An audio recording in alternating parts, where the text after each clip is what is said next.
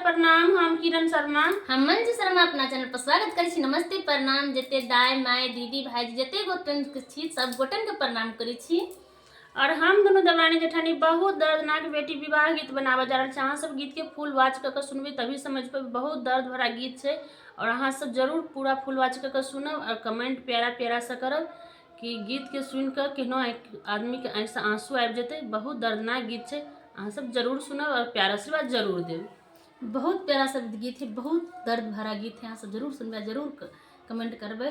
बहुत देखियो बेटी के तो लिखले रहे छी सासुर जाए के, लेकिन पापा मजबूर भ के भेजी छे। बहुत प्यारा सा गीत है, अहाँ सब जरूर सुनबे, जरूर कमेंट करब। के हानानी दर्दिया भेली अयो पापा बनली के हना कठोर। के हानानी दर्दिया भेली अयो पापा बनली के हना कठोर। हमारा के करै छी पापा मामी सायो दूर। हमारा के करै छी पापा मामी सायो दूर। विधि के विधान गई बेटी ई है दुनिया के रीत। विधि के विधान गई बेटी ई है दुनिया के रीत।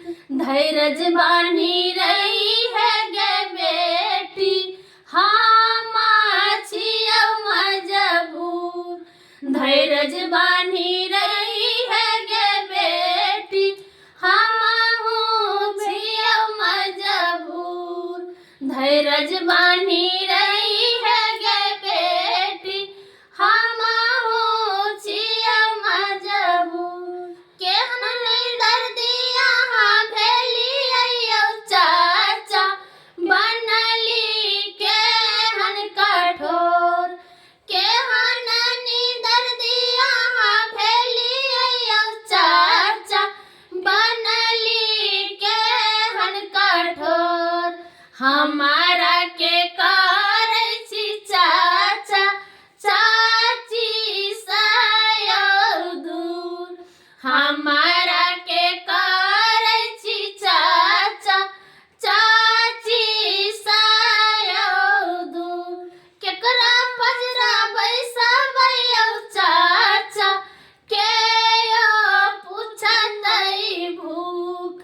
केकरा गोदी बैसबै यौ चाचा के यो पूछतै दुख। हमारा के करै छी चाचा चाची सायो दूर। हमारा के करै छी चाचा चाची सायो दूर। दूर विधि के विधान गई बेटी दुनिया के ये है रीत। विधि के विधान गई बेटी दुनिया के ये है रीत। धैर्य बानी रही है गई बेटी हम छियौ मजबूर।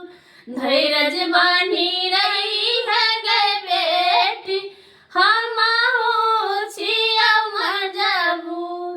धैर्य बानी रही है गई बेटी हम छियौ मजबूर। केहन दर्दिया भेली अयो भैया बनली केहन कठोर। केहन दर्दिया भेली अयो भैया बनली केहन कठोर। हमारा के करै छी भैया भाभी सायो दूर। हमारा के करै छी भैया भाभी सायो दूर। के कर सहसबै यौ भैया के कर बोलब